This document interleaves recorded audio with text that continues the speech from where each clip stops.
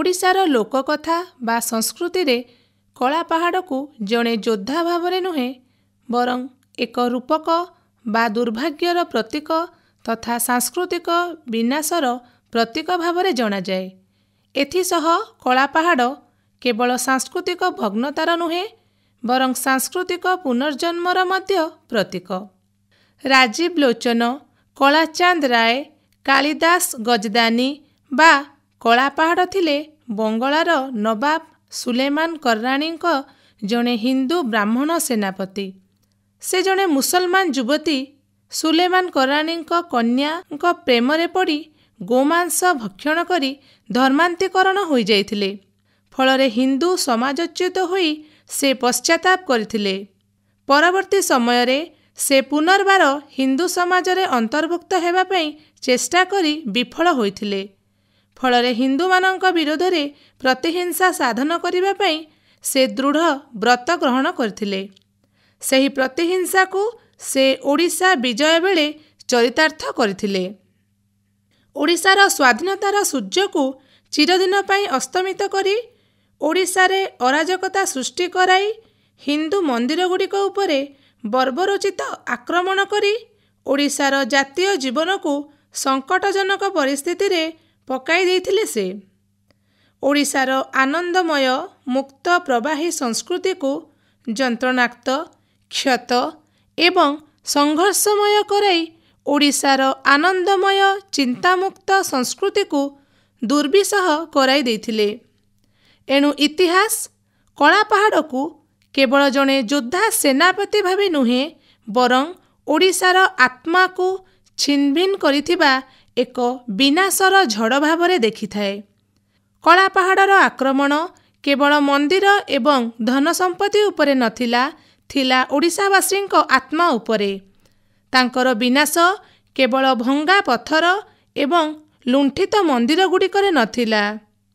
ସେ ଓଡ଼ିଶାବାସୀଙ୍କ ମଧ୍ୟରେ ଯେଉଁ ମାନସିକ ବିକୃତି ସୃଷ୍ଟି କରିଥିଲେ ସେଥିରେ ଓଡ଼ିଶାବାସୀ ଗଭୀର କ୍ଷତବିକ୍ଷତ ହୋଇଥିଲେ। ଭଙ୍ଗା ପ୍ରତିମା, ଧ୍ୱଂସପ୍ରାପ୍ତ ପବିତ୍ର ସ୍ଥାନ ଏବଂ ଭଙ୍ଗା ଆତ୍ମବିଶ୍ୱାସ ଓଡ଼ିଶାବାସୀଙ୍କ ଅସ୍ତିତ୍ୱକୁ ଭାଙ୍ଗି ଦେଇଥିଲା। ଲୋକଙ୍କ ବିଶ୍ୱାସ ସବୁ ଭୟରେ ପରିଣତ ହୋଇଯାଇଥିଲା। କଳାପାହାଡ଼ର ହିନ୍ଦୁ ମନ୍ଦିରଗୁଡ଼ିକ ଉପରେ ବର୍ବରୋଚିତ ଆକ୍ରମଣ ଓଡ଼ିଶାର ଜାତୀୟ ଜୀବନରେ ସଙ୍କଟଜନକ ପରିସ୍ଥିତି ସୃଷ୍ଟି କରିଦେଇଥିଲା। କଳାପାହାଡ଼, ଯାହାକୁ ଓଡ଼ିଆ ଲୋକକଥାରେ ଅପବିତ୍ରତାର ଛାୟା ଭାବରେ ମନେ କରାଯାଏ, ତାଙ୍କୁ ପ୍ରାୟତଃ ଓଡ଼ିଶାର ପବିତ୍ର ଐତିହ୍ୟ ଉପରେ କ୍ଷତ ପାଇଁ ଦାୟୀ କରାଯାଏ। ମାଦଳାପାଞ୍ଜି ଅନୁସାରେ 1568 ଖ୍ରୀଷ୍ଟାବ୍ଦରେ ପୁରୀର ଜଗନ୍ନାଥ ମନ୍ଦିର ଉପରେ 18 ଥର ଆକ୍ରମଣ ଏବଂ ରତ୍ନଭଣ୍ଡାର ଲୁଣ୍ଠନ ପାଇଁ କଳାପାହାଡ଼ ସବୁଠାରୁ କୁଖ୍ୟାତ। ସେତେବେଳେ ହିନ୍ଦୁ ମନ୍ଦିରମାନଙ୍କୁ ଧ୍ୱଂସ କରିବା ପାଇଁ ଚେଷ୍ଟା କରାଯାଉଥିଲା।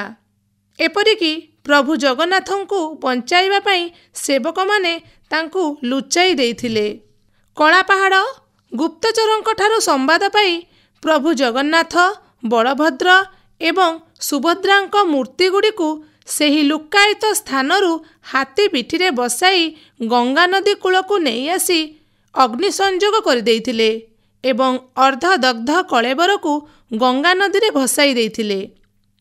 ଜନୈକ ବୈଷ୍ଣବ ବିଶ ମହାନ୍ତି ସେହି ଅର୍ଦ୍ଧଦଗ୍ଧ କଳେବରରୁ ବ୍ରହ୍ମ ପଦାର୍ଥ ସଂଗ୍ରହ କରି ଗଡ଼କୁଜଙ୍ଗଠାରେ ଗୋପନୀୟ ଭାବେ ରଖି ପୂଜାର୍ଚ୍ଚନା କରୁଥିଲେ, ଯାହାଫଳରେ ଜଗନ୍ନାଥ ଧର୍ମକୁ ଜୀବିତ ରଖାଯାଇଥିଲା। 1568ରୁ 1735 ଖ୍ରୀଷ୍ଟାବ୍ଦ ମଧ୍ୟରେ କଳାପାହାଡ଼ କଲ୍ୟାଣ ମଲ୍ଲ, ମହମ୍ମଦ ବେଗ, ହାସିମ ଖାଁ, ମିର୍ଜା କୁରୁମ, ଏକାମ୍ର ଖାଁ, ମହମ୍ମଦ ତକି ଖାଁ, କେଶୋ ଦାସ ଭଳି ଅନେକ ସେନାପତି ଶ୍ରୀମନ୍ଦିର ଏବଂ ଶ୍ରୀବିଗ୍ରହମାନଙ୍କୁ ବାରମ୍ବାର ଆକ୍ରମଣ କରିଥିଲେ।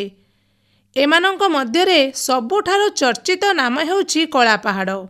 ଓଡ଼ିଶାର ଧାର୍ମିକ ଏବଂ ସାଂସ୍କୃତିକ ପରିଚୟକୁ ଦୁର୍ବଳ କରିବାର ଲକ୍ଷ୍ୟରେ କଳାପାହାଡ଼ ପୁରୀ ଜଗନ୍ନାଥ ମନ୍ଦିର ସହିତ କୋଣାର୍କର ସୂର୍ଯ୍ୟ ମନ୍ଦିର, ଭୁବନେଶ୍ୱରର ଲିଙ୍ଗରାଜ ମନ୍ଦିର, ଢେଙ୍କାନାଳର କପିଳାସ ମନ୍ଦିର, ଗଞ୍ଜାମର ତାରାତାରିଣୀ ମନ୍ଦିର, ମଙ୍ଗଳାଯୋଡ଼ି ଏବଂ ଏହା ଚାରିପାଖର ଥିବା କିଛି ଛୋଟ ଶକ୍ତିପୀଠ ଏବଂ ଶିବାଳୟ, ଖୋର୍ଦ୍ଧା ନିକଟବର୍ତ୍ତୀ ଅଞ୍ଚଳର ଅନେକ ଛୋଟ ମନ୍ଦିର, ଉପକୂଳ ଓଡ଼ିଶାର ଅନେକ ହିନ୍ଦୁ ମନ୍ଦିର, ପଶ୍ଚିମ ଓଡ଼ିଶାର ସମ୍ବଲପୁର ଅଞ୍ଚଳରେ ଅବସ୍ଥିତ ସମଲେଶ୍ୱରୀ ମନ୍ଦିର ଉପରେ ଆକ୍ରମଣ କରିଥିଲେ। ଏହି କାରଣରୁ ଲୋକକଥାରେ ତାଙ୍କୁ ଓଡ଼ିଶାର ବିଶ୍ୱାସ ଏବଂ ସଂସ୍କୃତିର ଶତ୍ରୁ ଭାବରେ ମନେ କରାଯାଏ। କଥିତ ଅଛି ଯେ କୋଣାର୍କର ପଣ୍ଡାମାନେ ମଧ୍ୟ ଅଧିଷ୍ଠିତ ଦେବତା ପ୍ରଭୁ ସୂର୍ଯ୍ୟଦେବଙ୍କୁ ନେଇ ବାଲି ତଳେ ପୋତି ଅନେକ ବର୍ଷ ପର୍ଯ୍ୟନ୍ତ ଲୁକାଇ ରଖିଥିଲେ। କଳାପାହାଡ଼ କୌଣସି ଉପାୟରେ କୋଣାର୍କ ମନ୍ଦିରର ଦଧିନଉତିକୁ ସ୍ଥାନାନ୍ତରିତ କରିବାରେ ସଫଳ ହେବାରୁ ପୂରା ଦେଉଳଟି ଭାଙ୍ଗି ପଡ଼ିଥିଲା।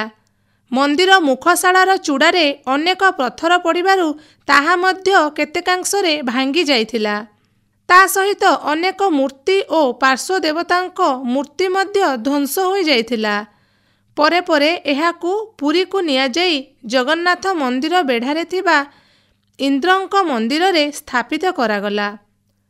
ସୂର୍ଯ୍ୟ ଦେବତାଙ୍କ ମୂର୍ତ୍ତିକୁ ସ୍ଥାନାନ୍ତରିତ କଲାପରେ ଏଠାରେ ସୂର୍ଯ୍ୟପୂଜା ମଧ୍ୟ ବନ୍ଦ ହୋଇଯାଇଥିଲା।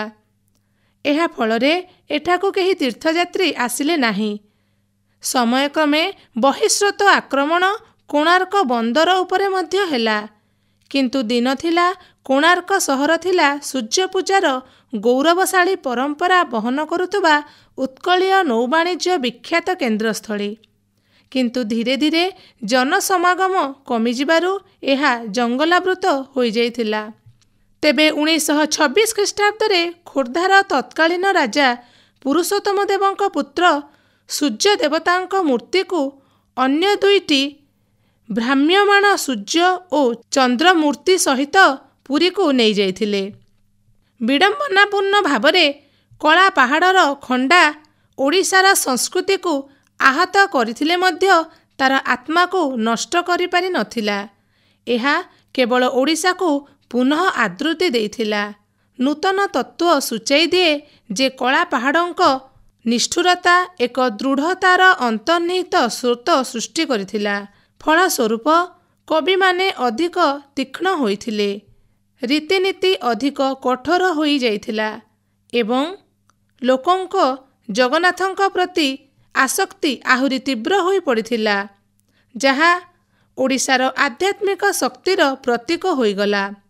ଓଡ଼ିଶାର ସାରକୁ ଲିଭାଇ ଦେବାକୁ ଚେଷ୍ଟା କରି ସେ ଦୁର୍ଘଟଣାବଶତଃ ଏହାକୁ ଲୋକଙ୍କ ସାମୂହିକ ହୃଦୟରେ ଗଭୀର ଭାବରେ ଲେଖନ କରିଦେଇଗଲେ। ଓଡ଼ିଶାର ସଂସ୍କୃତି ନଷ୍ଟ ନ ହୋଇ ବରଂ ରୂପାନ୍ତରିତ ହୋଇଗଲା। କଳା, ସ୍ଥାପତ୍ୟ ଏବଂ ଭାଷାରେ ଓଡ଼ିଶା ବିଭିନ୍ନ ପ୍ରଭାବକୁ ଗ୍ରହଣ କରିଥିଲା। ଓଡ଼ିଆ ସଂସ୍କୃତିର ମଧୁରତା ଏବେ ବି ପ୍ରବାହିତ, କିନ୍ତୁ ଏହା ସ୍ରୋତର ସ୍ମରଣୀୟ ବିଶ୍ୱାସଘାତର ତିକ୍ତତା ବହନ କରେ।